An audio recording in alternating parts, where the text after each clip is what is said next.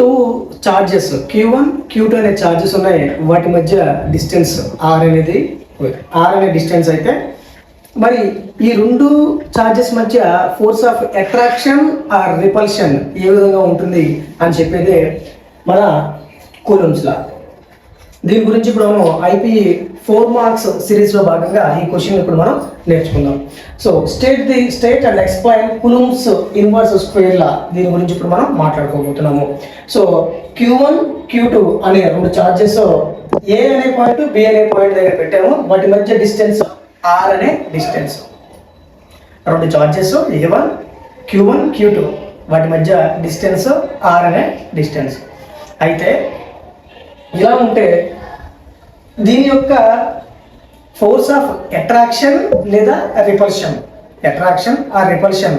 ఏ విధంగా ఉంటుంది అంటే కూలంబ్స్ ఇన్వర్స్ స్క్వేర్ లా ఏం చెప్తుందంటే the force of attraction or repulsion between two electric charges is directly proportional to their product.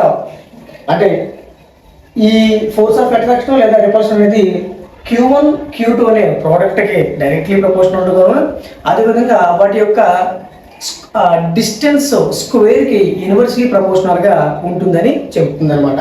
So the force of attraction or repulsion between the two electric charges is directly proportional to the product of their charges. Force of attraction or repulsion F అనేది directly proportional to Q1 Q2 ఈ రెండు charges యొక్క ప్రోడక్ట్కి, అదేవిధంగా inversely proportional to the square of the distance separated between them. ఈ రెండింటి మధ్య distance ఉంది కదండి, ఆ డిస్టెన్స్ని స్క్వేర్లో ఇన్వర్స్లో చెప్తుందని చెప్తున్నారు. F inversely proportional to 1/r² గా చెప్తున్నారు. మనకు తెలుసు F directly proportional to product of their charges and inversely proportional to square of the distance separated between them. ఇది తీసుకున్నాం Q1 Q2/r².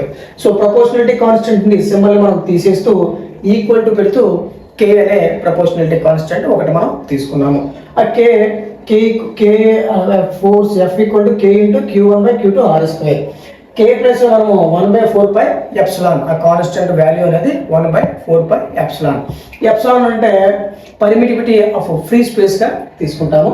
సో అయితే K value 9 × 10⁹ newton metre square per coulomb square గా తీసుకుంటాము. So 1/4πε Q1/Q2r² గా చెప్తాము. అలా కాకుండా ఒక ఇన్ మీడియంలో మనం తీసుకుంటే 1/4πε Q1/Q2r² గా మనం మాట్లాడుకున్నాము. అయితే ఇది సేమ్ ఇటువంటి లానే ఇంకొకటి మీకు దీన్ని చూస్తుంటే గుర్తొస్తుందంటారా? అంటే రెండు మాసెస్ M1 M2 అనే మాసెస్, ఈ రెండింటి మధ్య force of attraction or repulsion అనేది M1 M2/r² గా మనము యూనివర్సల్ గ్రావిటేషనల్ కాన్స్టెంట్ ని డెరైవ్ చేసేటప్పుడు మనం చూసాము. సేమ్ ఆ రెండు ఇది అది ఒకేలాగా ఉన్నాయంటారా? అయితే మన కామెంట్ సెక్షన్లో కామెంట్ చేయండి, అది ఇది ఒకటేనా, అది వేరు ఇది వేరునా? సో గ్రావిటేషనల్ కాన్స్టెంట్ కూడా మనకి ఇలాగే ఉంటుంది. అంటే M1 మాసు M2 మాసు రెండు మాసెస్. ఇక్కడ ఏంటి చార్జెస్ని తీసుకున్నాము, Q1 Q2 అనే రెండు చార్జెస్ని మనం తీసుకున్నాము, అంతే తేడా ఉంటుంది. డిస్టెన్స్ కూడా ఆరే ఉంది. అదేవిధంగా అక్కడ మనం K ప్లేస్లో G పెట్టాము. M1 అనే మాసు M2 అనే మాసు రెండు మాసెస్లో తీసుకున్నాము. వాటి మధ్య డిస్టెన్స్ ఆర్నే తీసుకున్నాం. అయితే force of attraction or repulsion is directly proportional to product of their masses అనుకున్నాం కదా, M1 M2/r² గా మనం మాట్లాడుకుందాం. సో అప్పుడు మనము force of attraction directly proportional తీసేస్తూ G అనే గ్రావిటేషనల్ కాన్స్టెంట్ తీసుకున్నాము. M1/M2r² గా రాసాము. సో ఇదే కదా గ్రావిటేషనల్ లా ఆఫ్ కాన్స్టెంట్ Gని మనము తీసేటప్పుడు అంటే చూడండి, ఇది మనం ఫస్ట్ ఇయర్లో చదువుకున్నటువంటి గ్రావిటేషనల్ లా అనేది ఇది కూడా ఒకే రకంగా ఉన్నాయి చూసారా?